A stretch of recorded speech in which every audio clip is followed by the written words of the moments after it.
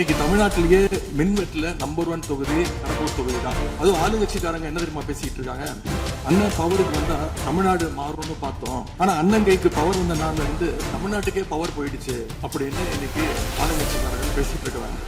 தமிழ்நாட்டிற்கு மின்சார தடையை அறிமுகம் செய்த திமுக அதற்கு மின்சார தடையை பற்றி பேசுகிறது என்று அவர் கேட்டார். நான் முதல்வன் திட்டத்தை நீங்க முடக்கிற முயற்சியில இறங்கிருக்கீங்கன்னு கேள்விப்பட்டோம். நான் முதல்வன் திட்டத்தை முடக்குவதற்கோ மாற்றுவதற்கோ எங்களுக்கு எந்த திட்டமும் இல்லை.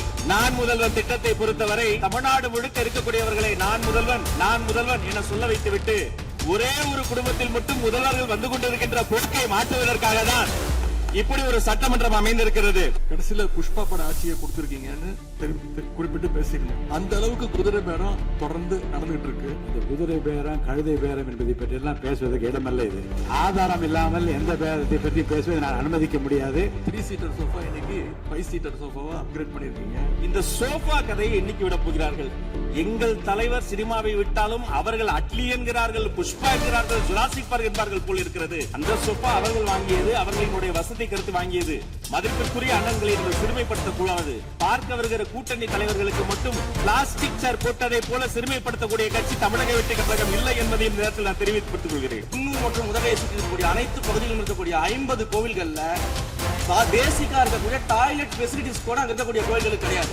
அப்படிப்பட்ட இடங்கள்ல கோயில் நிதியை பயன்படுத்தி எதற்காக மல்டி லெவல் கார் பார்க்கிங் தேவைப்படுது? குன்னூருக்கு சுற்றுலாவிற்கு வருகின்ற மக்களுடைய வாகனங்கள் போதிய அளவிற்கு பார்க்கிங்கிற்கு இடமில்லாமல் தவிக்கின்ற சூழ்நிலையில் அங்கே மல்டி லெவல் பார்க்கிங் கொண்டு வந்தால் நகராட்சி பரிந்துரையின் அடிப்படையில் வருமானம் பெருகும். தமிழ்நாட்டில் இருக்கக்கூடிய 12 மாநகராட்சிகளிலும் தூய்மை பணி செய்வதை தனியார் மயம் செய்ய போகிறதாக தொலைக்காட்சிகளையும் பத்திரிகைகளையும் தொடர்ந்து செய்திகள் வந்து கொண்டிருக்கிறது. கடந்த காலத்துல போராடிய தூய்மை பணியாளர்கள் எல்லாம் நேரில் சந்திச்சிருக்கார் இன்றைய முதலமைச்சர் அவர்கள்.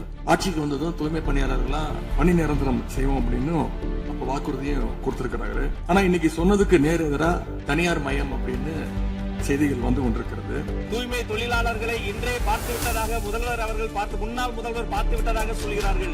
10 நாட்கள் ஒரு வாய் சாப்பிடாமல் உண்ணாமல் இருந்த போது நானும் எனது சகோதரர்கள் அண்ணன் ஆனந்தும் ஆதவும் போய் பார்த்தோமே. இன்று தூய்மை தேவதைகளை பார்க்கிற திரு ஸ்டாலின் அவர்கள் அன்னைக்கு ஏன் சார் பார்க்கல? ரிப்பன் மாளிகைக்கு அட்ரஸ் தெரியலையா? எப்படி போக வேண்டும் என்ற பாதை தெரியவில்லையா? எந்தவித இன்ஃப்ராஸ்ட்ரக்சர் டெவலப்மெண்ட்டும் வந்து கடந்த 5 ஆண்டுகள் 15 ஆண்டுகள் செய்யப்படவில்லை. இது சம்பந்தமாக விரிவான வெள்ளை அறிக்கை விரைவில் வெளியிடப்படும் நம்ம ஏற்கனவே சொல்லுவோம். மின்சாரத்துறை அமைச்சர் வந்து 2 நாட்கள் பொறுமையா இருங்க, 2 நாட்கள் பொறுமையா இருங்கன்னு சொல்லும் போது எனக்கு அடுத்த 2 நாட்களுக்கு தமிழ்நாட்டில் மின்சாரம் இல்லையா, இல்ல நாங்க எல்லாமே பொறுமையா இருக்கணும்னு அதை சிம்பாலிக்கா சொல்றாரா அப்படின்னு சந்தேகம். இன்னைக்கு எங்க பார்த்தாலும் அறிவிக்கப்படாத ஒரு மின்வெட்டாக இருக்கு. குடும்பங்கள்லாம் குழந்தைங்களை கூட்டு வந்து சாலை மறியலில் ஈடுபட்டு இருக்காங்க. எங்கெங்கெல்லாம் திருட்டுக்கு நடக்கப்பட்டோ அவரெல்லாம் கைது செய்யப்பட்டிருக்கிறார்கள். அது ஃபியூஸ் கேரியர் திருடு போனது சொன்னார். ஒரு சிறப்பான காட்சியை வெளியிட்டார். பகல் நேரத்தில் சிறப்பான வெயிலில் ஃபியூஸ் கேரியர் திருடு போனது. அப்ப திருடு போனது ராத்திரிக்கு தான் கரண்ட் ஆஃப் ஆகுது. தமிழ்நாடு எத்தனையோ திருடர்களை பார்த்திருக்கிறது. அலிபாபாவும் 40 திருடர்களை கூட பார்த்திருப்பீர்கள். அலிபாபாவும் ஃபியூஸ் கேரியர் திருடர்களையும் இப்போதுதான் இதனுடைய மின்சாரத்துறை அமைச்சர் பார்த்துக் கொண்டிருக்கிறார். கோயில் நிதியை பயன்படுத்தி 10 கோடி ரூபாய்க்கு 10 கோடி ரூபாய் மதிப்பில ஒரு மல்டி லெவல் கார் பார்க்கிங் வசதியை அந்த கோயிலுக்கு ஏற்படுத்துவதற்கான திட்டத்தை இந்த அரசு வந்து அனுமதித்திருக்கிறது. இதற்கு முன்னால் இருந்தக்கூடிய அமைச்சர் அவர்கள் அதை அறிவித்திருக்கிறாங்க. அந்த கோயில்ல ஒட்டுமொத்தமாக மாதத்திற்கு வரக்கூடிய பக்தர்களின் எண்ணிக்கையே 500 தான் ஆவரேஜா. அதே போல அந்த கோயில்களுக்கு அடிப்படையில கழிப்பறை வசதி கூட கிடையாது. இது மட்டும் இல்ல, குன்னூர் மற்றும் உதகையை சுற்றி இருக்கக்கூடிய அனைத்து பகுதிகளிலும் இருக்கக்கூடிய 50 கோவில்கள்ல பேசிக்கா இருக்கக்கூடிய டாய்லெட் பெசிலிட்டிஸ் கூட அங்க இருக்கக்கூடிய கோயில்களுக்கு கிடையாது. அப்படிப்பட்ட இடங்கள்ல கோயில் நிதியை பயன்படுத்தி எதற்காக மல்டி லெவல் கார் பார்க்கிங் தேவைப்படுது? அப்ப இது கமர்ஷியல் திட்டங்கள் இல்லையா? கோவில் நிதியை வந்து இப்படி கமர்ஷியலாக பயன்படுத்துவதற்கு எதிராக தான் நாம இந்த திட்டங்களை எல்லாமே தடுத்து இந்த திட்டங்கள் தேவையில்லை, அதற்கு பதிலாக நம்முடைய அரசாணையிலே வெளியிட்டிருக்கிறோம். மிக தெளிவாக கடைசி வரியை படித்து பார்த்தால் எல்லாருக்கும் தெரியும். இந்த கோவில் நிதியை பயன்படுத்தி கோவிலும் பக்தர்களும் பயன்படக்கூடிய வகையில மாற்று திட்டங்களை உருவாக்கும்ன்ற வரியை நம்ம மென்ஷன் பண்ணியிருந்தோம். எந்த இடத்திலையுமே மக்கள் பயன்படக்கூடிய கல்வி நிலையங்களையோ இல்ல இது போன்ற மருத்துவ வசதிகளையோ நாம செய்து தர மாட்டோம்னு சொல்லல. இன்னும் சொல்ல போனா கடந்த 5 ஆண்டுகள்ல ஒன்றிய அரசின் நிதி உதவியோடு பழனியில பாத்தீங்கன்னா ஒரு சித்த மருத்துவமனை கட்டுவதற்கான நிதி உதவியை ஒன்றிய அரசு தருவதற்கு தயாராக இருந்தது. ஆனா கடந்த ஆட்சியில அந்த திட்டத்தை அப்படியே கிடப்புல போட்டுட்டு கேட்டா ரெக்கரிங் செலவை எங்களால ஏத்துக்க முடியாது அப்படின்னு சொல்லி கிடப்புல போட்டு வச்சிருந்த இந்த திட்டத்தை நாம இன்றைக்கு கையில் எடுத்து அதை துவங்குவதற்கான ஆய்வில் இறங்கியிருக்கிறோம். அப்ப எந்த இடத்திலையுமே மக்கள் பயன்பெறக்கூடிய திட்டங்களை நாம தடுக்கவும் இல்ல, நாம யாருக்கும் பி டீமாக இருந்து வேலை செய்ய வேண்டிய அவசியமும் இல்ல. கோயில்களின் நிதியை ஒரு காலமும் கமர்ஷியலாக பயன்படுத்த வேண்டிய அவசியமும் மாண்புமிகு தமிழ்நாடு முதலமைச்சர் தலைமையிலான தமிழக வெற்றி கழகத்தின் ஆட்சிக்கு தேவையும் இல்லை. மாண்புமிகு உறுப்பினர் சேகர் பாபு. மாண்புமிகு பேரவைத் தலைவர் அவர்களே, இந்து சமய அறநிலைத்துறை கொடைகள் என்ற ஒரு சட்டம் இருக்கின்றது. அந்த சட்டத்தில் விதி 69 என்ற குறிப்பிடப்பட்டிருக்கின்ற அந்த பணிகள் சட்ட விதிகளுக்கு உட்பட்டு சட்டத்தின் 36 பிரிவிலிருந்து தான் இந்த பணிகள் மேற்கொள்ளப்பட்டன. குறிப்பாக ஏதோ அமைச்சரே முடிவு செய்து திருமண மண்டபங்களையும் வணிக வளாகங்களையும் ஏற்படுத்துவதற்கு உத்தரவிட்டதாக மாண்புமிகு அமைச்சர் அவர்கள் அவைக்கு உண்மைக்கு புறம்பான தகவலை தந்து கொண்டிருக்கின்றார். ஒவ்வொரு திட்டங்களும் அன்றைய காலகட்டத்தில் இருந்த சட்டப்பேரவை உறுப்பினர்களுடைய பரிந்துரையின் அடிப்படையில், சட்டப்பேரவை உறுப்பினர்கள் கேட்டுக்கொண்டதற்கு அடிப்படையில் தான் அனைத்து திட்டங்களும் அந்த காலகட்டங்களில் கொண்டு வரப்பட்டது. அதோடு மட்டுமல்ல, உறுப்பினர் அவர்கள் குறிப்பிட்டு கூறினார், குன்னூரிலே மல்டி லெவல் கார் பார்க்கிங் கொண்டு வரப்பட்டது என்று. அங்கே இருக்கின்ற 56 கோயில்களையும் நான் குன்னூரிலே 5 நாட்கள் ஊட்டியிலே முகாமிட்டு அனைத்து கோயில்களுக்கும் நேரடியாக சென்று ஆய்வு செய்தோம். அந்த ஆய்வின் அடிப்படையில் அந்த திருக்கோயில்களுக்கு வருகின்ற பக்தர்களுடைய அடிப்படை தேவைகளுக்கு வருமானத்தை உயர்த்துவதற்காக குன்னூருக்கு சுற்றுலாவிற்கு வருகின்ற மக்களுடைய வாகனங்கள் போதிய அளவிற்கு பார்க்கிங்களுக்கு இடமில்லாமல் தவிக்கின்ற சூழ்நிலையில் அங்கே மல்டி லெவல் பார்க்கிங் கொண்டு வந்தால் நகராட்சி பரிந்துரையின் அடிப்படையில் வருமானம் பெருகும்.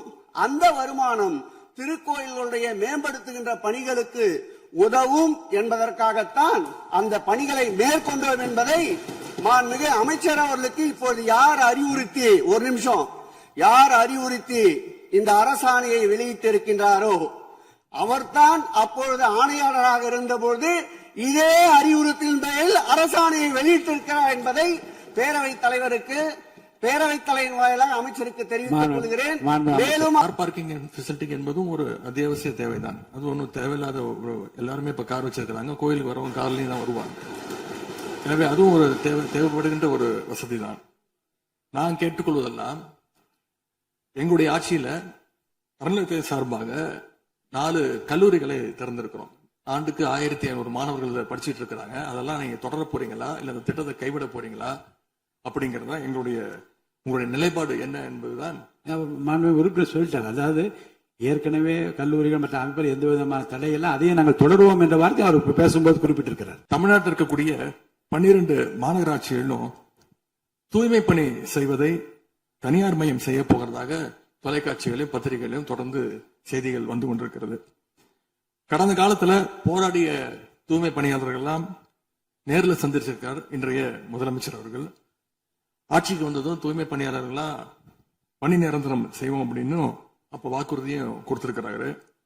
ஆனா இன்னைக்கு சொன்னதுக்கு நேர் எதிராக தனியார் மயம் அப்படின்னு செய்திகள் வந்து கொண்டிருக்கிறது. இதற்கும் முதலமைச்சர் அவர்கள் அவருடைய பதில் உரையில விளக்கத்தை தர வேண்டும் என்று கேட்டுக்கொள்கின்றேன். முதலமைச்சர் அவர்கள் ஆட்சிக்கு வந்த ஒரே மாசத்துல தமிழ்நாட்டிலே தன்னுடைய பெரம்பூர் தொகுதியை நம்பர் 1 தொகுதியாக மாத்தி காட்டிட்டார். எதுல நம்பர் 1 பாத்தீங்கன்னா, இன்னைக்கு தமிழ்நாட்டிலேயே மின்வெட்டுல நம்பர் 1 தொகுதி பெரம்பூர் தொகுதி தான். அதுவும் ஆளுங்கட்சிக்காரங்க என்ன தெரியுமா பேசிட்டு இருக்காங்க, அண்ணன் பவருக்கு வந்தா தமிழ்நாடு மாறும்னு பார்த்தோம், ஆனா அண்ணன் கைக்கு பவர் வந்த நாள்ல இருந்து தமிழ்நாட்டுக்கே பவர் போயிடுச்சு அப்படின்னு இன்னைக்கு ஆளுங்கட்சிக்காரர்கள் பேசிட்டு இருக்கிறாங்க. மாண்புமிகு முதல்வர் அவர்களே, மாண்புமிகு எதிர்க்கட்சி தலைவர் சொல்றப்ப தமிழ்நாட்டுக்கு ஏதோ மின்வெட்டு இருக்குன்னு சொல்லியிருந்தாரு. நாங்கள் ஒவ்வொரு நாளும் தமிழ்நாட்டுல எங்கெங்க எதனால மின்வெட்டு விழுதுன்னு நம்ம பப்ளிஷ் பண்ணிட்டே வரோம், டேஷ்போர்ட் பப்ளிஷ் பண்ணிட்டே வரோம். அதுல எதனால என்ன காரணம்னு சொல்லிட்டே வரோம். இந்த துறை ஏன் இப்படி இருக்குன்னு நாங்க ஏற்கனவே தெளிவா சொல்லிடுறோம். இந்த துறையோடைய இன்னைக்கு நிதிநிலை அறிக்கையில இந்த துறையில வந்து 2.5 லட்சம் கோடி கடன் இருக்கு. அது இல்லாமல் இந்த துறையில வந்து எந்தவித இன்ஃப்ராஸ்ட்ரக்சர் டெவலப்மெண்ட்டும் இவங்க வந்து கடந்த 5 ஆண்டுகள் 15 ஆண்டுகள் செய்யப்படவில்லை. இது சம்பந்தமாக விரிவான வெள்ளை அறிக்கை விரைவில் வெளியிடப்படும் நம்ம ஏற்கனவே சொல்லிடுவோம். பொதுவாக குற்றச்சாட்டுகள் சொல்லுவதை தவிர்த்து விட்டு எங்க ஸ்பெசிபிக்கா எந்த நாளும் சொல்லிட்டு பெரம்பூர்ல அதான் சொல்றோமே, பெரம்பூர்ல எத்தனை முறை மின்சாரம் தட்டுப்படுச்சு, எதனால தட்டுப்படுச்சு, எவ்வளவு நேரத்தில் அது சீர் செய்யப்பட்டது, சரி செய்யப்பட்டதுன்னு பார்த்திருக்கோம். எங்கெங்கெல்லாம் ஃபியூஸ் திருட்டுகள் நடக்கப்பட்டதோ அவர்களெல்லாம் கைது செய்யப்பட்டிருக்கிறார்கள். அதே மாதிரி வேற எங்கெல்லாம் சிசிடிவி இல்லாத இடத்தில் இருக்குதோ அங்கெல்லாம் ரோந்து பணிகள் அதிகரிக்கப்பட்டிருக்கு. கடந்த 10 நாட்களாக எங்கெங்கெல்லாம் தேவையில்லாமல் மின்வெட்டுகள் ஏற்படுத்தப்பட்டதோ, ஓவர்ஃப்ளோ லோடு அதிகமாக அனுப்பப்பட்டு அதெல்லாம் உடனடியாக சீரமைக்கப்பட்டிருக்கு. ஒவ்வொரு நாளும் குறைஞ்சது 50 to 55 இடத்துல வந்து மின்சாரம் தட்டுப்பாடு அங்கங்க மின்வெட்டு ஏற்படுது. சோ அதுல 35 இடத்துக்கு கீழேயாவது 1 மணி நேரத்துக்குள்ள சரி செய்யப்பட்டு வருகிறது. அதுக்கான டேஷ்போர்டுக்கு தெளிவாக எதிர்க்கட்சி தலைவர் பார்த்து விட்டு பேசினால் நன்றாக இருக்கும். ஒரு அரசு பொறுப்பேற்ற பிறகு முதல் முறையாக அந்த அரசினுடைய துறையினுடைய உயர் அதிகாரிகளை அழைத்து ஆய்வு கூட்டங்களை நடத்தி என்னென்ன குறைபாடுகள் இருக்கின்றன, அதை எப்படி நிவர்த்தி செய்யலாம் என்பது களையெடுக்க வேண்டியது அரசினுடைய கடமை, துறையினுடைய கடமை. எனக்கு தெரிந்தவரை இதுவரை மின்துறையில் அந்த மின் விநியோகத்தில் இருக்கக்கூடிய துறையினுடைய அதிகாரிகள் ஆய்வு கூட்டங்கள் வரை இதுவரை நடைபெறவில்லை. அதைத்தான் அங்கு பணியாற்றக்கூடியவர்கள் சொல்கின்றார்கள். இப்பொழுது இருக்கக்கூடிய பணியாளர்களை வைத்துத்தான் கடந்த 5 ஆண்டுகளும் மிக சிறப்பாக எந்தவித மின்தடையும் இல்லாமல் சீரான மின் விநியோகம் வழங்கப்பட்டன. எனவே கடந்த காலங்களில் இருக்கக்கூடிய குறைகளை தொடர்ச்சியாக ஒரே கருத்துக்களை முன்வைப்பதை விட இந்த அரசு துறையினுடைய அதிகாரிகளை அழைத்து ஆய்வு கூட்டங்களை நடத்தி கடைமடை வரை மின் விநியோகம் சீராக எடுத்து செல்வதற்கான முன்னெடுப்புகளை எடுக்க வேண்டும். எங்களுடைய எதிர்க்கட்சி தலைவர் துணை முதலமைச்சராக இருந்த பொழுது அவருடைய சேப்பாக்கம் திருவல்லிக்கேணியிலேயே பல்வேறு மின் திட்டங்களை தங்களுடைய திருக்கரங்களால் தொடங்கி வைத்திருக்கின்றார்கள். அது அனைத்து தொகுதியிலும் அனைத்து மின் திட்டங்களும் சிறப்பாக கடந்த 5 ஆண்டுகளில் நிறைவேற்றப்பட்டிருக்கின்றன. அதையும் நீங்கள் எடுத்து பார்த்து இனி என்னத்தை நீங்க உங்களுடைய பத்திரிகை செய்தியிலேயே கொடுத்திருக்கிறீங்க. 100க்கும் மேற்பட்ட துணை மின் நிலையங்கள் 10,000 கோடியில் பணிகள் தற்பொழுது நடைபெற்று வருகின்றன என்று உங்களுடைய பத்திரிகை செய்தியில இருக்கு. அப்ப இதெல்லாம் கடந்த காலங்களில் தொடங்கப்பட்ட திட்டங்கள். நீங்க எதையும் தொடங்கலன்னு பொத்தாம் பொதுவா சொல்வதை விட்டுவிட்டு என்னென்ன கூடுதலாக நாம் எடுத்துக்கொள்ள வேண்டும் என்பதை கவனத்திலே இந்த அரசு கொள்ள வேண்டும். மாண்புமிகு பேரவைத் தலைவர் அவர்களே, மாண்புமிகு உறுப்பினர் மாண்புமிகு உறுப்பினர் சொன்னப்ப சொன்னாரு அறிவிப்புகள் நிறைய செஞ்சிருக்கோம்னு. கடந்த ஆட்சியில் அறிவிப்புகள் மட்டும்தான் செஞ்சிருக்காங்க, எதையும் செயல்படுத்தவில்லை. அது இல்லாமல் அவர் சொல்லியிருக்கிறார், நாங்கள் அது சம்பந்தமாக வெள்ளை அறிக்கை 2 நாள்ல வெளியிடுவோம். நீங்க அமைதியா இருக்கலாம், 2 நாள்ல அது சம்பந்தம் வெளியிடுவோம். அது இல்லாமல் 90,000 டிரான்ஸ்பார்மர் வாங்கியதாக சொல்லியிருக்கிறார். அதில் 44,000 டிரான்ஸ்பார்மர் வாங்கியதற்கான சிபிஐ வழக்கு பதிவு செய்துள்ளது. அதுல அவங்க வாங்கின லட்சணம், எந்த லட்சணத்தில் அந்த டிரான்ஸ்பார்மர் வாங்கப்பட்டது அப்படின்னு தெரியும். அது இல்லாமல் அதற்கு முன்னால் இருந்த மின்சாரத்துறை அமைச்சர் அங்கே அமைதியா உட்கார்ந்து இருக்கிறார். முன்னால் இருந்த மின்சாரத்துறை அமைச்சர் அமைதியா உட்கார்ந்து இருக்கிறார். இது தேவையற்ற விவாதத்தை எழுப்ப வேண்டாம். 2 நாட்கள்ல வெள்ளை அறிக்கை வெளியிடப்படும். அதற்கப்புறம் மின்சாரத்துறை மானிய கோரிக்கை சம்பந்தமாக அடுத்து மின்சாரத்துறை மானிய கோரிக்கை வரும்பொழுது தெளிவாக பேசிக் கொள்ளலாம். ஏற்கனவே நீங்கள் செஞ்ச எல்லாமே எவ்வளவு தூரம் டிரான்ஸ்பார்மர் வாங்குனீங்க எல்லாமே சிபிஐல 3 வருடம் கடுமையான போராட்டத்திற்கு அப்புறம் சிபிஐல வழக்கு இருக்கு. எத்தனை கோடி கடன் இருக்கிறது இன்னைக்கு நேத்து இல்ல. இது சேவைத்துறை, போக்குவரத்து துறை, மின்துறை, இதெல்லாம் சேவைத்துறை. லாப நட்டம் பார்க்கிற விஷயம் இல்ல. கடன் இருந்தாலும் பொதுமக்களுக்கு மின்சாரம் சென்று சேர்கிறதுங்கிறது முக்கியமான பிரச்சனை. கடந்த 5 ஆண்டுகள்ல இந்த பிரச்சனை இல்லாம இதே கடனோடு இதே ஊழியர் பற்றாக்குறையோடு தான் செயல்படுத்தினோம். ஊழியர் பற்றாக்குறையை எப்படி சரி செய்வதுங்கிற பிரச்சனை எங்களுடைய ஆட்சி அமைந்த பொழுது கொரோனா உச்சத்தில் இருந்தது, பொருளாதார நெருக்கடி இருந்தது. அதையெல்லாம் படிப்படியாக சீரமைத்து அப்பொழுதுதான் நம்முடைய முன்னாள் மின்துறை அமைச்சர் சகோதரர் செந்தில் பாலாஜி அவர்கள் சொன்னது போல 95,000க்கு மேற்பட்ட டிரான்ஸ்பார்மர்ஸ் அங்கங்க நிறுவி இருக்கும். அது எல்லாமும் போட்டோ எடுத்து அவர் எல்லாத்தையுமே ரெக்கார்ட் பண்ணி வச்சிருக்காரு. வேணா உங்களுக்கு அதெல்லாம் கொடுக்குறோம். அடுத்தது ஃபியூஸ் கேரியர் திருடு போனதை சொன்னார். ஒரு சிறப்பான காட்சியை வெளியிட்டார். பகல் நேரத்தில் சிறப்பான வெயிலில் ஃபியூஸ் கேரியர் திருடப்படுகிறது. அப்ப திருடு போனது ராத்திரிக்கு தான் கரண்ட் ஆஃப் ஆகுது. எங்கேயோ சர்க்கியூட்டை கரெக்ட் பண்ணி வச்சு அதுல டைமர் வச்சிருப்பாங்க பிறகு. இங்க புடுங்கினா ராத்திரி 7 மணிக்கு மேலதான் அங்க கரண்ட் ஆகுற மாதிரி டைமர் வச்சு ஃபியூஸ் கேரியர் எல்லாம் புதுசா வந்திருக்குதாங்கிறது எங்களுக்கே சந்தேகமா இருக்கு. பேரவைத் தலைவர் அவர்களே கொஞ்சம் இருங்க.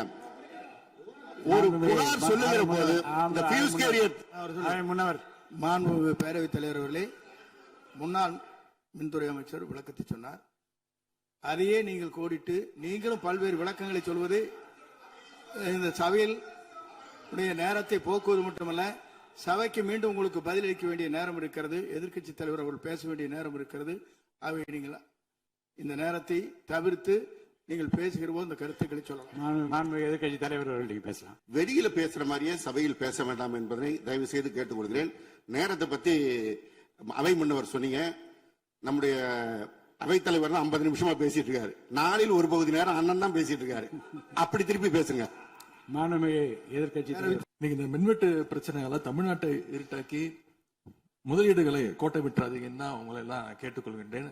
அது மாதிரி நம்முடைய மின்சாரத்துறை அமைச்சர் 2 நாட்கள் பொறுமையா இருங்க, 2 நாட்கள் பொறுமையா இருங்கன்னு சொல்லும் போது எனக்கு அடுத்த 2 நாட்களுக்கு தமிழ்நாட்டில் மின்சாரம் இருக்குமா இல்லையா, இல்ல நாங்க எல்லாம் பொறுமையா இருக்கணும்னு அதை சிம்பாலிக்கா சொல்றாரா அப்படிங்கிற சந்தேகம் எனக்கு இருக்கு. இன்னைக்கு எங்க பார்த்தாலும் அறிவிக்கப்படாத ஒரு மின்வெட்டாக இருக்கு. குடும்பங்கள்லாம் குழந்தைங்களை கூப்பிட்டு சாலை மறியலில் ஈடுபட்டு இருக்காங்க. சென்னை, பெரம்பூர் மற்றும் வியாசர்பாடியில கடந்த ஜூன் 9ஆம் தேதி அன்னைக்கு 4 தனியார் பள்ளிகளுக்கு கரண்ட் இல்லைன்னு லீவ் விட்டாங்க. முன்னாடி மழை வர்றப்பெல்லாம் ஸ்கூல் பசங்க டிவி ஆன் பண்ணி இன்னைக்கு ஸ்கூல் இருக்கா இல்லையான்னு தெரிஞ்சுப்பாங்க. ஆனா இப்பெல்லாம் டிவி ஆன் பண்ண முடியலன்னு தெரிஞ்சுக்கிறாங்க, சரி இன்னைக்கு கரண்ட் இல்லை, இன்னைக்கு ஸ்கூல் லீவ் தான் அப்படின்னு. ஒரு மிகப்பெரிய ஒரு அட்வான்ஸ் டெக்னாலஜியை இந்த அரசு உருவாக்கி இருக்கு. எதிர்கட்சியான எங்க பொதுக்கூட்டத்துல தான் பவர் கட் ஆகுதோன்னு நான் கூட நினைச்சிட்டு இருந்தோம், வருத்தப்பட்டோம். ஆனா அமைச்சரவையில இடம்பெற்றிருக்கக்கூடிய விடுதலை சிறுத்தைகள் கட்சியுடைய தலைவரான அண்ணன் திரு தொல் திருமாவளவன் அவர்களும் பவர் கட்ல பாதிக்கப்பட்டிருக்கிறார். விடுதலை சிறுத்தைகள் கட்சியுடைய தலைமையகத்துக்கு முன்னாள் ஒன்றிய அமைச்சர் முன்னாள் அமைச்சர் அண்ணன் ப சிதம்பரம் அவர்கள் போயிருக்காரு. உள்ள போனோடனே கரண்ட் கட் ஆயிடுச்சு. கிட்டத்தட்ட 1 மணி நேரம் 2 பேரும் இருட்டிலே உட்காந்து பேசியிருக்கிறாங்க. கரண்ட் வருமா வராதான்னு ஏசி ஓடல, வேர்த்து கொட்டி 2 பேரும் பேசிட்டு இருந்திருக்காங்கன்னு அண்ணன் திருமாவர்களே பதிவு போட்டிருக்கிறார். இந்த ஆட்சியில தமிழ்நாட்டுடைய தலைநகரத்துக்கு இதுதான் நிலைமை. பவர்ல ஷேரிங் கொடுத்த ஆளுங்கட்சியால அவங்க அமைச்சரவையில் இருக்கக்கூடிய கட்சியுடைய அலுவலகத்துக்கு பவர் கொடுக்க முடியாம இன்னைக்கு தடுமாறிட்டு இருக்கிறாங்க. ஏன் இன்னும் சொல்ல போனா 2 நாளைக்கு முன்னாடி ஆளுங்கட்சியோட ஹெட் ஆபீஸ்லயே கரண்ட் கட் ஆயிடுச்சு. அப்போ அங்க வந்தவங்க எல்லாம் ஆளுங்கட்சியா இருந்தும் பனையூர்லயே பவர் இல்லையேன்னு புலம்பிட்டு போனதாக தகவல் வந்திருக்கு. ஆக மொத்தம் இன்னைக்கு தமிழ்நாடு லிட்டரலா ஒரு இருட்டுல மூழ்கி கிடக்குது. மின்வெட்டால இன்னைக்கு பல நிறுவனங்கள் முடங்கி போயிருக்கு. குறிப்பா MSME சொல்லப்படுற குறு சிறு நிறுவனங்கள் எல்லாம் என்ன பண்றதுன்னு தெரியாம புலம்பிட்டு இருக்கிறாங்க. ஏற்கனவே மேட்டூர்ல ஜூன் 12ஆம் தேதி நீங்க தண்ணி திறந்து விட்டுருக்கணும், திறந்து விடல. மின்வெட்டால மோட்டார் பம்ப் செட்டு மூலமும் விவசாயம் பண்ண முடியலன்னு விவசாயிகள் இன்னைக்கு போராடிட்டு இருக்கிறாங்க. மின்வெட்டுக்கு ஒவ்வொரு நாளும் ஒவ்வொரு விளக்கத்தை இந்த அரசு சார்பாக கொடுத்துட்டு இருக்கிறீங்க. லோடு அதிகமா இருக்குன்னு சொன்னாங்க. இன்னும் ஒரு படி மேல போய் இன்னைக்கு ஃபியூஸ் கேரியர் எடுத்துட்டு போயிடுறாங்கன்னு சொல்லிட்டு இருக்கிறாங்க. இப்படி சொன்னதும் இந்த ஆட்சிக்கு வெளியில இருந்து ஆதரவு கொடுக்கக்கூடிய மார்க்சிஸ்ட் கம்யூனிஸ்ட் கட்சியை சேர்ந்த எழுத்தாளர் திரு ஆதவன் தீட்சணை அவர்கள் ஒரு பதிவு போட்டிருக்கிறார். என்னத்தை எழுதியிருக்கிறாரு, கேரியரின் உச்சத்தில் ஆரம்பித்து டிஃபன் கேரியர்ல போய் நின்று இன்னைக்கு ஃபியூஸ் கேரியர்ல முடிந்திருக்கக்கூடிய ஆட்சி அப்படின்னு திரு ஆதவன் தீட்சணை எழுத்தாளர் மார்க்சிஸ்ட் கம்யூனிஸ்ட் கட்சி அவர் சேர்ந்தவர் பதிவு போட்டிருக்கிறார். பவர் கட்டுக்கு இவங்க சொல்ற காரணங்கள் எதையுமே மக்கள் ஏத்துக்கலன்னு தெரிஞ்சதும் இவங்களோட வழக்கமான ஒரு ஆயுதத்தை கையில் எடுத்துட்டாங்க. என்ன தெரியுமா அது ஆயுதம்? எல்லாத்துக்கும் திமுக தான் காரணம் அப்படின்னு சொல்றது. இப்ப பவர் கட்டுக்கும் திமுக தான் காரணம்னு சொல்ல ஆரம்பிச்சுட்டாங்க. இப்படி பழி போடுறதுல காட்டுற வேகத்தை பவரை மீண்டும் கொண்டு வரதுல காட்டினா கொஞ்சம் சிறப்பா இருக்கும். எங்க ஆட்சியில ஏற்படாத மின்வெட்டு இந்த ஆட்சியில தொடர்ந்து இவ்வளவு அதிகமாக ஏற்பட என்ன காரணம்? அரசுடைய நிர்வாக திறமையின்மையா, இல்ல உண்மையிலேயே ஏதாவது டெக்னிக்கல் இஷ்யூஸ் இருக்கா? அப்படி ஏதாவது இருந்தா அதை தீர்க்க இந்த அரசுக்கு இன்னும் எத்தனை நாள் தேவைப்படும்? இந்த நிலைமை தொடராம இருக்க என்ன நடவடிக்கை எடுக்க போறீங்கன்னு முதலமைச்சர் அவர்கள் தன்னுடைய பதிலுரையில சொல்லணும். ஒரே ஒரு ஆறுதல், ஒரே ஒரு மகிழ்ச்சியான செய்தி என்னன்னா, ஆளுநர் உரையின் பொழுது சட்டமன்றத்துல பவர் கட் ஆகல. அதுக்கு இந்த அரசை பாராட்டலாம்னு நான் நினைச்சேன். அப்படி நினைக்கும் போது பாத்தீங்கன்னா சட்டசபை நிகழ்ச்சியை லைவ்ல கட் பண்ணிட்டாங்க. இன்னைக்கு லைவ்ல வந்துட்டு இருக்கா அப்படின்னு எனக்கு தெரியல. கொடுத்திருக்கிறதா சொன்னாங்க. பணு பேரவைத் தலைவர் அவர்களே, எங்களுடைய திராவிட மாடல் ஆட்சி நடந்தப்போ 5 வருஷமும் நாங்க குறுவை சாகுபடிக்காக மேட்டூர்ல இருந்து சொன்ன தேதியில தண்ணீர் திறந்து விட்டுருக்கிறோம். ஆனா புதிய அரசு ஆட்சிக்கு வந்திருக்கக்கூடிய இந்த சமயத்துல மேட்டூர் அணையில நீர் திறக்கிற அளவுக்கு அங்க தண்ணீர் இல்ல. குறிப்பா ஜூன் மாசத்துல 9.91 டிஎம்சி தண்ணீரை தமிழ்நாட்டுக்கு திறந்து விடணும்னு காவிரி நதிநீர் மேலாண்மை ஆணையம் கர்நாடகாவுக்கு உத்தரவு போட்டது. ஆனா இந்த நிமிஷம் வரைக்கும் அந்த உத்தரவை கர்நாடகா நிறைவேற்றல. அதை நிறைவேற்ற முதலமைச்சர் என்ன செய்ய போறாருன்னு பதிலுரையில சொல்லணும். அதேபோல் டெல்டாவில் 6 லட்சம் ஹெக்டேர் அளவுக்கு குறுவை சீசன்ல குறுவை சாகுபடி ஆகும். இந்த முறை மேட்டூர் அணையில தண்ணீர் திறக்காதனால அரசு அறிவிச்சிருக்கக்கூடிய குறுவை சிறப்பு தொகுப்பு ஸ்பெஷல் பேக்கேஜ் 134 கோடி ரூபாய்க்கு அறிவிச்சிருக்கிறீங்க. அது பத்தலன்னு இன்னைக்கு விவசாயிகள் போராடிட்டு இருக்கிறாங்க. சிறப்பு தொகுப்பு கஷ்டத்தை போக்காது, உரிய நிவாரணத்தை விரைவா அறிவிக்கணும்னு விவசாயிகள் எல்லாம் போராடிட்டு இருக்கிறாங்க. அதனால டெல்டா விவசாயிகளின் சார்பாக ஒரு கோரிக்கையை முதலமைச்சர் அவர்களுக்கு வைக்க விரும்புகிறேன். தமிழ்நாடு முழுக்க போராடிட்டு இருக்கக்கூடிய அனைத்து விவசாய சங்க பிரதிநிதிகளையும் அழைச்சு முதலமைச்சர் அவசரமாக ஒரு ஆலோசனை கூட்டத்தை நடத்த வேண்டும். காலதாமதம் இல்லாம விரைவா அந்த கூட்டம் நடத்தப்பட வேண்டும்னு கோரிக்கை வைக்கிறேன். அவங்களுடைய கோரிக்கைகளை நிறைவேற்றி கொடுக்கிறதுக்கான அனைத்து நடவடிக்கைகளையும் அரசு எடுக்க வேண்டும். விவசாயிகளுக்கு இன்னொரு பெரிய பிரச்சனையும் ஏற்பட்டிருக்கு. தேர்தலுக்கு முன்பு நீங்க சொன்ன வாக்குறுதி 5 ஏக்கர் வரைக்கும் நிலம் வச்சிருக்கிற விவசாயிகளுக்கு முழுமையான பயிர்க்கடி தள்ளுபடின்னு நீங்க தான் சொன்னீங்க. ஆனா விவசாயிகளை இன்னைக்கு சிறு குறு விவசாயிகள்னு பிரிச்சு அதுலயே நிறைய ஸ்லாப்ஸ் ஏற்படுத்தி வச்சிருக்கிறீங்க. 1 லட்சம் அளவுக்கு கடன் வாங்கி இருந்தா 5000 ரூபாய் வரைக்கும் தான் தள்ளுபடி கிடைக்கும் அப்படின்ற நிலைமையை இன்னைக்கு உருவாக்கி இருக்கீங்க. அதுக்கப்புறம் அதுலயும் ஒரு சேஞ்ச் கொண்டு வந்தீங்க. 75,000 ரூபாய் வரைக்கும் வாங்கினவங்களுக்கு முழு தள்ளுபடின்னு சொல்லி இருக்கிறீங்க. இப்போ அதுல இன்னொரு சேஞ்ச் என்னன்னா, ஒரே குடும்பத்தில் உள்ள 3 நபர்கள் வரை கடன் பெற்றிருந்தாலும் தற்பொழுது ஒரு குடும்ப அட்டைக்கு ஒரு வேளாண் கடன் மட்டுமே தள்ளுபடி செய்ய அரசாணை வழங்கப்பட்டிருக்கு. எங்களுடைய ஆட்சியில, கடந்த கால ஆட்சிகள்ல இதெல்லாம் முழு தள்ளுபடி கொடுத்திருக்கிறோம். எனவே அதையும் இந்த விவசாயிகளை இதுக்கு மேல குழப்பாம இந்த அரசு முடிவெடுக்க வேண்டும் என்று நான் கேட்டுக்கொள்கின்றேன். அரசினுடைய இந்த ஏமாற்று அறிவிப்பை கண்டிச்சு போராட்டம் நடத்தின விவசாயிகள் மேல தடியடியும் நடத்தியிருக்கீங்க. தேர்தல் பிரச்சாரத்தின் போது முதலமைச்சர் சொன்னாரு, எனக்கு இன்னொரு ஜென்மம் இருந்தா நான் விவசாயியா பிறக்கணும்னு ஆசைப்படுறேன்னு முதலமைச்சர் சொல்லியிருக்கிறார். ஆனா இன்னொரு பக்கம் விவசாயிகள் மேல தடியடியும் நடத்தியிருக்கீங்க. விவசாயியா பிறக்க இன்னொரு ஜென்மம்லாம் தேவையில்லை, எப்ப நினைச்சாலும் போய் விவசாயி ஆயிடலாம். ஆகவே வெற்று வார்த்தைகளால விவசாயிகளை ஏமாத்தாம இந்த அரசு செயல்படணும்னு நாங்க விரும்பி கேட்டுக்கொள்கின்றோம். மேட்டூர் அணையை திறக்காது, மேகதாது அணை பிரச்சனை, பயிர்க்கடன் தள்ளுபடியில ஏமாற்றம்னு இந்த 1 மாசத்துல மட்டும் விவசாயிகள் பல சோதனைகளை சந்திச்சிருக்கிறாங்க. இன்னும் பேரவைத் தலைவர் அவர்களே, இன்னொரு முக்கியமான விஷயம், இந்த ஆட்சியில அரசு பள்ளிகள்ல நடக்கிற கூத்து எல்லாம் பார்க்கும்போது ரொம்ப அதிர்ச்சியாக இருக்கின்றது. முன் எப்போதும் இல்லாத வகையில அரசு பள்ளிகளுக்குள்ள சட்டமன்ற உறுப்பினர்கள் போறாங்க. தப்பில்ல, போகணும், ஆய்வுகள்லாம் செய்யணும். ஆனா பள்ளி மாணவர்கள் மத்தியில மோசமான கருத்துக்களை கொண்ட பாடல்களை எல்லாம் ஒளிபரப்பி எல்லாரும் டான்ஸ் ஆட சொல்றாங்க. முதலமைச்சரோட போட்டோ மாற்றுறதோ பாடல் போடுறதோ இங்க பிரச்சனை கிடையாது. ஆனா அவங்க என்ன பாட்டை மாணவர்கள் மத்தியில போடுறாங்க அப்படிங்கிறது தான் இங்க இருக்கக்கூடிய பிரச்சனை. மாணவர்களுக்கு தன்னம்பிக்கையும் ஊக்கமும் அளிக்கிற மாதிரியான கருத்தான பாடல்களை போட்டா பரவாயில்ல. ஆனா சினிமா படங்கள்ல வர குத்து பாடல்கள், தவறான அர்த்தம் கொண்ட பாடல்கள் எல்லாம் குழந்தைகள் மத்தியில ஒளிபரப்பி அதை ஏற்கவே முடியாது. எனவே முதலமைச்சர் தலையிட்டு உடனே இதை நிறுத்தணும்னு கேட்டுக்கொள்கின்றேன். அடுத்து மிக முக்கியமான ஒரு பிரச்சனையை இந்த அரசின் கவனத்துக்கு கொண்டு வர விரும்புகிறேன். இன்னைக்கு தமிழ்நாட்டுடைய சட்டம் ஒழுங்கு நிலைமை எப்படி இருக்குன்னு செய்திகளை பார்த்தா அவ்வளவு கொடூரமாக இருக்கிறது. 1 மாசத்துல 200க்கும் மேற்பட்ட பாலியல் குற்றங்கள் நடந்திருக்கு. அதுல 100க்கும் அதிகமான குற்றங்கள் சிறுமிகள் மீதான பாலியல் வன்கொடுமைகள். ஜனநாயக நடைமுறைக்கு எதிராக குழந்தைகளை பயன்படுத்தி பெரியவங்க கிட்ட வாக்கு கேட்டார் என்று இருக்கக்கூடிய முதலமைச்சர்.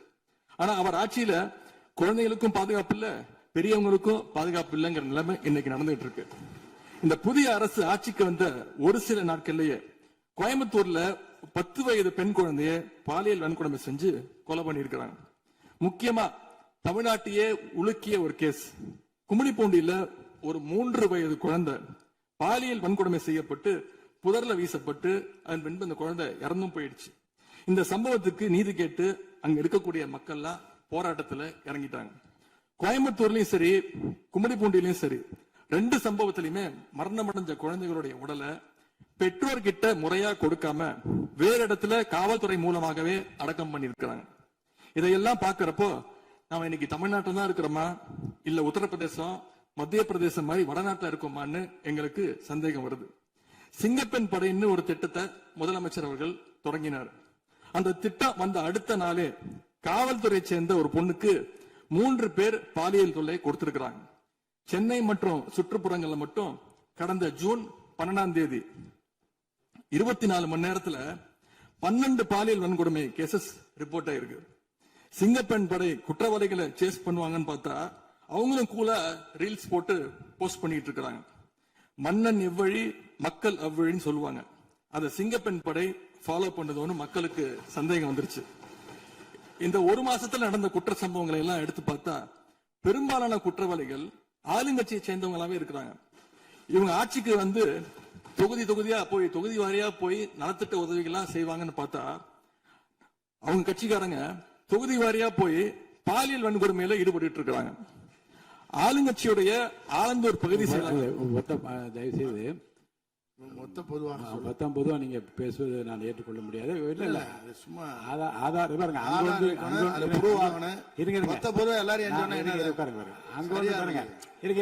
உட்காருங்க. அங்கொன்றும் இங்கொன்றுமாக சில நிகழ்வுகள் நடந்திருந்து அதில் ஆளுங்கட்சி இருந்திருந்தால் கூட மாண்பு முதலமைச்சர் நடவடிக்கை எடுத்துருவ செய்தியில் வந்து கொண்டுதான் இருக்கு. நான் பத்திரிகைகளை பார்க்கிறேன். அதனால குறிப்பிட்டு இந்த இடத்தில் இந்த கட்சிக்காரர் என்று நீங்கள் பெயர் குறிப்பிட்டு பேசினா அதை ஏற்றுக்கொள்வதை எனக்கு ஆட்சேபனை இல்லை. பொதுவாக பேசுவதை தவிர்க்க வேண்டுகிறேன். அவை குறிப்பிட்டு அது மட்டும் நீக்கப்படுகிறது. ஆளுங்கட்சியுடைய ஆலந்தூர் பகுதி செயலாளர் பேர் குறிப்பிட்டு சொல்றேன். கணவரால் கைவிடப்பட்ட ஒரு பெண்ணுக்கு ஆலந்தூர் பகுதி செயலாளர் கணவரால் கைவிடப்பட்ட ஒரு பெண்ணுக்கு பண உதவி செய்யறேன்னு சொல்லி அவங்க பாலியல் ரீதியா துன்புறுத்த முயற்சி பண்ணிருக்கிறார். சேலத்துல இன்னொரு பொள்ளாச்சி சம்பவம் மாதிரி ஆளுங்கட்சி ஆதரவாளரான மணிகண்டன் என்னும் நபர் 50க்கும் அதிகமான பெண்களை பாலியல் வன்கொடுமைக்கு ஆளாக்கியிருக்கிறார். திருவாரூர்ல ஆளுங்கட்சியுடைய திருத்துறைப்பூண்டி ஒன்றிய செயலாளர் கல்லூரி மாணவியை ஈவ்டீசிங் பண்ணி இப்ப கம்பி எண்ணிட்டு இருக்கிறார். இது எல்லாத்துக்கும் மேல ஒரு கொடுமை, தூத்துக்குடியில ஆளுங்கட்சியை சேர்ந்த ஒரு அப்பாவி பெண்ணை 2 ஆளுங்கட்சி ஆட்கள் கார்ல அழைச்சிட்டு போய் மயக்க மருந்து கொடுத்து கூட்டு பாலியல் வன்கொடுமை கேங் ரேப் பண்ணிருக்காங்க. இந்த சம்பவத்தை பத்தி பேசின பாதிக்கப்பட்ட பெண் திருவைகுண்டம் சட்டமன்ற உறுப்பினர் திரு சரவணன் சொல்லிதான் அழைத்து செல்லப்பட்டதாக டிவியில பேட்டி கொடுத்திருக்கிறாங்க. எல்லா மேலிடத்துக்கு தெரியும் அப்படின்னு பாதிக்கப்பட்ட பெண் பேட்டி கொடுத்திருக்கிறாங்க. யார் அந்த மேலிடம் அப்படின்னு இன்னைக்கு மக்கள் கேட்க ஆரம்பிச்சிருக்கிறாங்க. தனக்கு நேர்ந்த கொடுமையை ஆளுங்கட்சியினுடைய அமைச்சர்கள் 2ஆம் கட்ட 3ஆம் கட்ட தலைவர்கள் கிட்ட சொன்னதாகவும் பாதிக்கப்பட்ட பெண் இன்னைக்கு சொல்லியிருக்கிறாங்க. ஆனா நடந்தது என்ன? யார் தப்பு பண்ணாலும் நடவடிக்கை எடுக்க தயங்க மாட்டேன்னு சொன்னார் நம்முடைய முதலமைச்சர். ஆனா இந்த சம்பவத்துல குற்றம் சாட்டப்பட்டுள்ள சட்டமன்ற உறுப்பினர் மேல என்ன நடவடிக்கை எடுத்தாங்கன்னு தெரியல. அதுக்கு மாறா பாதிக்கப்பட்ட பெண்ணை கட்சியிலிருந்து நீக்கி இருக்கீங்க. இதுக்கு பேர் தான் மாற்றமா? இதுக்கு பேர் தான் தூய சக்தியா அப்படின்னு மக்கள் கேட்கிறாங்க. முதலமைச்சர் அவர்களே, மாண்பு பேரவைத் தலைவர் அவர்களே, நம்முடைய முதலமைச்சர் அவர்கள் 6 மாசம் டைம் எடுத்துட்டு வந்து சட்டம் ஒழுங்கை நிலைநாட்டுற வரைக்கும் நாங்க காத்துக்கிட்டு இருக்க முடியாது, நாடும் தாங்காது. இதை பத்தி கேள்வி எழுப்பினா கூட காவல்துறைக்கு பொறுப்பு வைக்கக்கூடிய முதலமைச்சர் எதுவும் பேச மாட்டேங்கிறார். To remain silent in the face of evil is itself evil அப்படின்னு ஒரு பழமொழி உண்டு. அது யாருக்கு பொருந்ததோ இல்லையோ இந்த அரசுக்கு சரியாக பொருந்தது. ஆகவே முதல் வேலையா சட்டம் ஒழுங்கை காப்பாற்றுறதுக்கு முக்கியத்துவம் கொடுத்து இந்த அரசு நடவடிக்கை எடுக்கணும்னு கேட்டுக்கொள்கிறேன். அன்பு பேரவைத் தலைவர் அவர்களே, இந்த அரசு முன்னாடி இவ்வளவு பிரச்சனைகள் இருக்கு, ஏகப்பட்ட பிரச்சனைகள் இருக்கு. இதையெல்லாம் தீர்க்க முயற்சி பண்ணாம அடுத்த கட்சி ஆட்களை இழுக்கிற வேலையை தான் நீங்க எல்லாம் முழுவீச்சுல செஞ்சுட்டு இருக்கீங்க. இந்த அரசின் மீதான நம்பிக்கை வாக்கெடுப்பின் போது நான் குறிப்பிட்டு சொன்னேன், புதுமையான ஆட்சின்னு சொன்னீங்க, கடைசியில புஷ்பா பட ஆட்சியை கொடுத்திருக்கீங்கன்னு குறிப்பிட்டு பேசியிருந்தேன். அந்த அளவுக்கு குதிரை பேரம் தொடர்ந்து நடந்துகிட்டு இருக்கு. அப்படி பேசின அப்புறமாவது நிறுத்த தலைவர்களுக்கு இந்த குதிரை பேரம் கழுதை பேரம் என்பதை பற்றி எல்லாம் பேசுவதற்கு இடமல்ல. இது ஆதாரம் இல்லாமல் எந்த பேரத்தை பற்றி பேசுவதை நான் அனுமதிக்க முடியாது. அடுத்த இதுக்கு போலாம். 3 சீட்டர் சோஃபா 3 சீட்டர் சோஃபா இன்னைக்கு 5 சீட்டர் சோஃபாவா அப்கிரேட் பண்ணிருக்கீங்க. ஏற்கனவே சோஃபா அனுப்பி அடுத்த கட்சி எம்எல்ஏக்கெல்லாம் இழுத்துக்கிட்டு இருந்தீங்க. இன்ஸ்டா மார்ட்ல பொருட்களை வாங்குற மாதிரி இன்ஸ்டன்டா எம்எல்ஏக்களை வாங்கிட்டு இருக்கீங்க. வாங்கி ராஜினாமா செய்ய வச்சு விட்டு இருக்கீங்க. நீங்க சோஃபா என்று சொல்வதற்கு நீங்க ஒரு உள்ளர்த்தத்தோடு ஒரு வார்த்தையை சொல்லுகின்றீர்கள், நகைத்தும் கொள்ளுகிறீர்கள். அப்ப மக்கள் அதை பற்றி என்ன நினைப்பார்கள்? சற்று விளக்கமாக பாருங்க. ஆதாரம் இல்லாமல் சொல்லப்படுகிற எந்த வார்த்தைக்கும் எந்த குறிப்புக்கும் இங்க இடமில்லை. மாண்புமிகு எதிர்க்கட்சி தலைவர், நீங்க தொடர்ந்து பேசலாம். ஊழல் சக்தின்னு சொல்லிட்டு அதே எம்எல்ஏக்களுக்கு இன்னைக்கு ஒரு மச்சத்தை மட்டும் வச்சுட்டு இன்னைக்கு தூய சக்தியா நீங்க மாத்திட்டீங்க. அதனால எங்களுடைய தலைவர் சமீபத்தில் சொன்னாரு, தீர்ந்து போன சக்திகள்கிட்ட திருடுற அளவுக்கு காஞ்சி போன சக்தியா இன்னைக்கு இந்த ஆட்சியாளர்கள் இருக்கிறாங்க. ஆகவே இந்த குற்றச்சாட்டுகளுக்கு முதலமைச்சர் அவர்கள் தன்னுடைய பதிலுரையில அவர் விளக்கம் அளிப்பார்னு நாங்க நம்புறோம். முக்கியமா இந்த ஆள் பிடிக்கிற வேலையை நிப்பாட்டிட்டு இனியாவது ஆட்சி நிர்வாகத்துல நீங்க கான்சென்ட்ரேட் பண்ணுங்கன்னு உங்களை எல்லாம் கேட்டுக்கிறேன். பேரவைத் தலைவர் அவர்களே, உங்களுடைய தேர்தல் முக்கியமான வாக்குறுதிகள், படிச்சு வேலை இல்லாத இளைஞர்கள் அவங்களுக்கு எல்லாம் 4500 ரூபாய் மாசம் 4500 ரூபாய் தருவேன்னு சொல்லியிருக்கிறீங்க.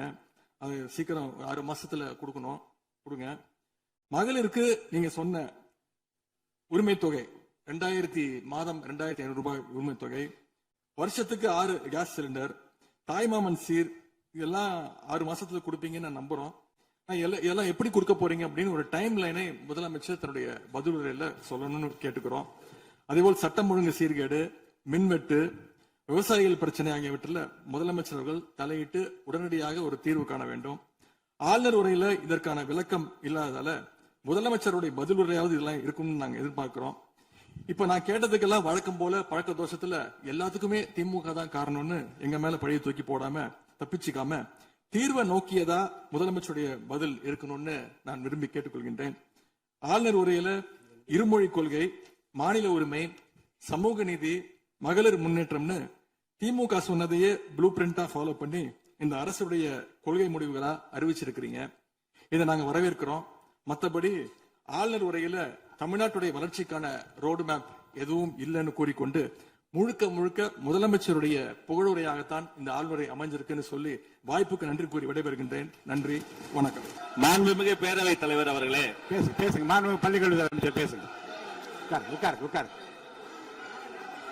மாண்புமிகு பேரவைத் தலைவர் அவர்களே, ஒரு செய்தி விளம்பரத்துறை அமைச்சர் என்ற முறையில் இந்த மாமன்றத்தில் மதிப்பிற்குரிய எதிர்க்கட்சி தலைவர் அவர்கள் சொன்ன சில செய்திகளுக்கு சில வரி விளக்கங்களை உங்கள் மூலமாக வழங்க விரும்புகிறேன்.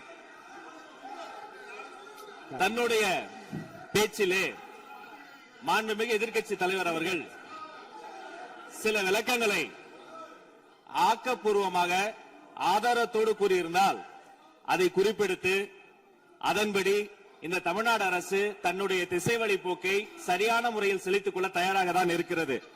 நான் முதல்வன் திட்டத்தை முடக்குவதற்கோ மாற்றுவதற்கோ எங்களுக்கு எந்த திட்டமும் இல்லை. ஆனால் சில விஷயங்களை தெளிவுபடுத்த வேண்டும். 40 நாள் விரதம் முடிப்பது போல 40 நாட்கள் ஆட்சியை இந்த தாவேக அரசு நிறைவு செய்திருக்கிறது. இந்த 40 நாட்களும் பார்த்து விட்டேன், ஏமாற்றம் மட்டும்தான் மிச்சம் என்று அவர் சொன்னார். ஆனால் மக்கள் திமுகவினுடைய 40 நாள் அல்ல 5 ஆண்டுகளையும் பார்த்துவிட்டு அந்த வந்த ஏமாற்றத்தால் தான் இப்படி ஒரு தீர்ப்பை எங்களுக்கு வழங்கி இருக்கிறார்கள்.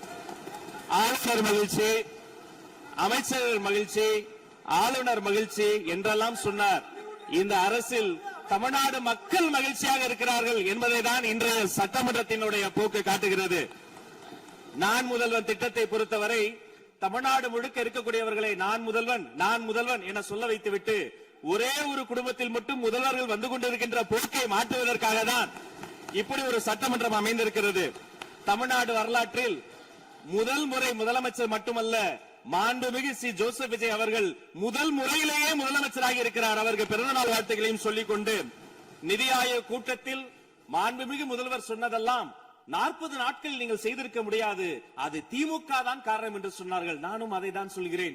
இன்று அவர் சொன்ன சட்டம் ஒழுங்கு, போதை பொருள் எல்லா பிரச்சனைக்கும் 5 ஆண்டு காலமாக அவர்கள் செய்த திமுக ஆட்சி தான் காரணமாக இருக்க முடியும் என்பதையும் சுட்டிக்காட்டிக் கொள்கிறேன். பள்ளி மாணவர்கள், ஒரு கல்வித்துறை அமைச்சர் நான், பள்ளி மாணவர்களினுடைய புத்தக பையிலே அன்றைய முதல்வர் ஸ்டாலின் படத்தை நாங்கள் போடவே இல்லையே என்று பெருமையாக சொன்னார். அப்புறம் ஏன் சார் லேப்டாப்ல மட்டும் அந்த படத்தை போட்டீங்க? நீங்க லேப்டாப்பில் போட்ட படத்தை எங்கள் மாணவர்கள் திண்ணர் வைத்து அழித்து விட்ட காட்சிகளும் சமூக வலைதளத்தில் பார்த்து கொண்டுதான் இருக்கிறோம். ஒரு வரியில் சொல்லுகிறேன், கோயில் பிரச்சனையை முத்தமிழறிஞர் டாக்டர் கலைஞரினுடைய வசனத்தையே சொல்கிறேன். நாங்கள் கோயில் கூடாது என்று சொல்லவில்லை, கோயில் கொடியவர்களின் கூடாரமாக மாறிவிடக் கூடாது என்றுதான் சொல்லுகிறோம். தூய்மை தொழிலாளர்களை இன்றே பார்த்து விட்டதாக முன்னாள் முதல்வர் பார்த்து விட்டதாக சொல்கிறார்கள். எங்கள் கேள்வியே அதுதான். 10 நாட்கள் ஒரு வாய் சாப்பிடாமல் உண்ணாநோம்பு இருந்த போது நானும் எனது சகோதரர்கள் அண்ணன் ஆனந்தும் மாதவம் போய் பார்த்தோமே. இன்று தூய்மை தேவதைகளை பார்க்கிற திரு ஸ்டாலின் அவர்கள் அன்னைக்கு ஏன் சார் பார்க்கல? ரிப்பன் மாளிகைக்கு அட்ரஸ் தெரியலையா? எப்படி போக வேண்டும் என்ற பாதை தெரியவில்லையா? தமிழ்நாடு எத்தனையோ திருடர்களை பார்த்திருக்கிறது. அலிபாபாவும் 40 திருடர்களையும் கூட பார்த்திருப்பீர்கள். அலிபாபாவும் ஃபியூஸ் கேரியர் திருடர்களையும் இப்போதுதான் எங்களுடைய மின்சாரத்துறை அமைச்சர் பார்த்துக் கொண்டிருக்கிறார். அதை குறித்த நடவடிக்கை எடுக்கப்பட்டுக் கொண்டிருக்கிறது. அவர்கள் மின்வெட்டை குறித்து சொன்னதற்கு மாண்புமிகு புரட்சி தலைவி அம்மா அவர்கள் இதே மாமன்றத்தில் சொன்ன ஒரு வரியை சுட்டிக்காட்ட ஆசைப்படுகிறேன். இந்த மாமன்றத்திலே தமிழ்நாட்டிற்கு மின்சார தடையை அறிமுகம் செய்த திமுக எதற்கு மின்சார தடையை பற்றி பேசுகிறது என்று அவர் கேட்டார். கலைஞர் வண்ண தொலைக்காட்சி கொடுத்தார்கள், அந்த நாட்களை பார்க்க முடியாது. கலைஞர் வண்ண தொலைக்காட்சி கரண்ட் இல்லாம கருப்பு வெள்ளையா பிளாக் அண்ட் ஒயிட்டாவே போன அந்த காலங்களை எல்லாம் மறந்துவிட்டு ஆதாரம் இல்லாமல் உண்மைக்கு புறமான செய்திகளை மாமன்றத்தில் அவர்கள் சொல்வதை இதோடு நிறுத்திக் கொள்ள வேண்டும். நேரலையை குறித்து கேட்டார்கள். எனக்கு ஆச்சரியமாக இருக்கிறது. 3 ஆண்டு காலமாக ஒரு தொழில்நுட்ப கோளாறாக அன்றைய சபாநாயகர் நேரலையை இருட்டடிப்பு செய்து விட்டார். ஆனால் இன்று மாண்புமிகு சபாநாயகர் நேரலையை கொடுத்துக் கொண்டிருக்கிறார். அவருக்கு எங்கள் சார்பாகவும் நன்றியை கூறிக்கொண்டு விவசாயிகளை குறித்து இந்த மாமன்றத்தில் ஒன்று சொல்கிறேன். தமிழ்நாடு வரலாற்றிலேயே விவசாயிகளினுடைய சங்கத்தின் தலைவர்கள் மீது குண்டாஸ் போட்ட ஒரு சர்க்கார் திமுக சர்க்கார். ஆனால் அவர்கள் கண்ணீரை போக்க நாங்கள் போராடி கொண்டிருக்கிறோம். அரசு பள்ளிகளில் எந்த கட்சிக்காரர்களும் அது தாவேக்காரர்களாக இருந்தாலும் சரி பள்ளி மாணவர்களை தொந்தரவு செய்யாதீர்கள் என்று சொன்னதோடு மட்டுமல்ல, பெருமையோடு சொல்கிறேன், எங்கள் கட்சியினுடைய ஒன்றிய செயலாளர் அரசு பள்ளியில் சென்று ரீல்ஸ் எடுத்ததற்காக நேற்றைய தினம் கட்சியை விட்டு நீக்கியிருக்கிறார் என்னுடைய பொதுச் செயலாளர். சட்டம் ஒழுங்கு பிரச்சனையை பற்றி பேசுகிறவர்களுக்கு அண்ணா பல்கலைக்கழகம் நினைவுக்கு வரவில்லையா? அண்ணா நகரில் பெத்த பிள்ளைக்கு கொடுமை நடந்ததற்கு கம்ப்ளைண்ட் கொடுக்க வந்த அப்பா அம்மா மீதை அடித்து துன்புறுத்தியது நினைவுக்கு வரவில்லையா? யார் அந்த மேலிடம் என்று கேட்பவர்களுக்கு யார் அந்த சார் என்பது நினைவுக்கு வரவில்லையா என்பதை உங்கள் மூலமாக நான் கேட்டுக்கொள்கிறேன். இடையில் ஆங்கிலத்தில் ஒரு விஷயம் சொன்னார், to remain silent. I want to quote Walter. I may not agree with what you are saying, but I am ready to give my life to defend your right to say it. எதிர்க்கட்சிகளினுடைய கருத்துகளையும் அரவணைக்கக்கூடிய மாமனிதர் இந்த மன்றத்தில் முதல்வராக உட்கார்ந்து கொண்டிருக்கிறார். ஆக்கப்பூர்வமான விமர்சனங்களை சொல்வீர்கள் என்று பார்த்தால் திரும்ப அரசியல் விமர்சனங்களை மட்டுமே சொல்லிக் கொண்டிருக்கிறீர்கள். இந்த சோஃபா கதையை என்னைக்கு விட போகிறார்கள்? எங்கள் தலைவர் சினிமாவை விட்டாலும் அவர்கள் அட்லி என்கிறார்கள், புஷ்பா என்கிறார்கள், ஜுராசிக் பார்க் என்பார்கள் போல் இருக்கிறது. நான் ஒன்று சொல்லிக் கொள்கிறேன், அந்த சோஃபா அவர்கள் வாங்கியது, அவர்களினுடைய வசதி கருத்து வாங்கியது. மதிப்பிற்குரிய அண்ணன்களை நீங்கள் சிறுமைப்படுத்தக் கூடாது. ஆனால் ஒன்று உறுதி, எந்த காரணம் கொண்டும் பார்க்க வருகிற கூட்டணி தலைவர்களுக்கு மட்டும் பிளாஸ்டிக் சேர் போட்டதை போல சிறுமைப்படுத்தக்கூடிய கட்சி தமிழக வெற்றி கழகம் இல்லை என்பதையும் நேரத்தில் நான் தெரிவித்துக் கொள்கிறேன். சிங்க பெண்களை குறித்து அன்றே விழிவாக தெளிவாக அழகாக நான் கூறிவிட்டேன். சிங்க பெண்கள் இந்த நாட்டினுடைய தமிழ்நாடு அரசினுடைய பொக்கிஷம். அவர்களை குறித்து மீண்டும் மீண்டும் இப்படி சிறுமைப்படுத்தி பேசியதற்காக மாண்புமிகு பேரவைத் தலைவர்கள் அதை கண்டிக்க வேண்டும். சிங்க பெண்களை குறித்து இனி யாராவது தவறாக பேசினால் அதை அனுமதிக்க கூடாது. இப்படி தவறாக பேசியதற்காக அவர்கள் மன்னிப்பு கேட்க வேண்டும் என்று தமிழக வெற்றி கழகத்தினுடைய அரசு சார்பில் கேட்டுக் கொள்கிறேன். வாக்குறுதிகளை பற்றியெல்லாம் பேசினார்கள். பொதுவாக வாக்குறுதிகள் சர்வதேச அளவில் பொலிட்டிக்கல் பினாமினல் எப்படி உருவாகிறது? ஒரு பிரச்சனை, அந்த பிரச்சனைக்கான ஒரு சொல்யூஷன்ஸ், அதை எந்த பொலிட்டிக்கல் இன்டர்ஃபரன்ஸ் இல்லாமல் செயல்படுத்தக்கூடிய ஒரு செயல்முறை, பின்பு வரக்கூடிய அந்த வெற்றியை ரோடு போடுவோம் என்று சொல்லி ரோடு போட்டதை காண்பித்து எக்ஸிபிட் செய்து அவர்கள் முன்னோக்கி செல்வார்கள். ஆனா இங்க பொறுத்த வரைக்கும் நாம தமிழ்நாட்டில் இதுவரைக்கும் ஆண்டவர்கள் பிரச்சனையை ஐடென்டிஃபை பண்ணி சொல்லவே மாட்டாங்க. ஏன் தெரியுமா? அந்த பிரச்சனையே அவங்கதான், அவங்களே அவங்களை ஐடென்டிஃபை பண்ணி எப்படி சொல்ல முடியும்? சரி, அதுக்கு பாசிபிள் சொல்யூஷன் சொல்லி பொலிட்டிக்கல் இன்டர்ஃபரன்ஸ் இல்லாம அதை செயல்படுத்த முடியுமா? ஒரு முனிசிபல் கவுன்சிலர் தொடங்கி மாண்புமிகு அமைச்சரினுடைய வீட்டில் இருக்கிறவர்கள் வரைக்கும் கமிஷன் மீது கமிஷன் அடித்து அந்த ப்ராஜெக்டே முடியாது. கடைசியில் எதை விளம்பரம் செய்வது? அந்த திட்டத்தினுடைய வெற்றியையா? எதை விளம்பரம் செய்வது என்றே தெரியாமல் தங்கள் தலைவரை, அதுவும் ஒரு குடும்பத்தை மட்டுமே வெறித்தனமாக விளம்பரம் செய்து செய்தி விளம்பரத்துறையின் கஜானாவை துடைத்து வைத்து சென்றிருக்கிறார்கள் என்பதையும் இந்த மாவட்டத்துக்கு தெரியப்படுத்த நான் கடமைப்பட்டிருக்கிறேன். இன்னும் ஒவ்வொரு வரியிலும் ஆக்கப்பூர்வமாக அறிவியல் பூர்வமாக எதையாவது சொல்வார்களும் நான் தேடி தேடி பார்த்தேன். அவராக 40 நாட்கள் தேடி பார்த்து ஏமாற்றம் அடைந்தார். நான் 40 நிமிடத்திலேயே ஏமாற்றம் அடைந்து விட்டேன். இதை சொல்ல வேண்டும் என்று சொன்னால் ஒரு நகைச்சுவை காட்சியில் சொல்வதை போல அதுல ஒண்ணுமே இல்ல, கீழே போட்டுருங்க. நன்றி சட்டப்பேரவை தலைவர் அவர்களே.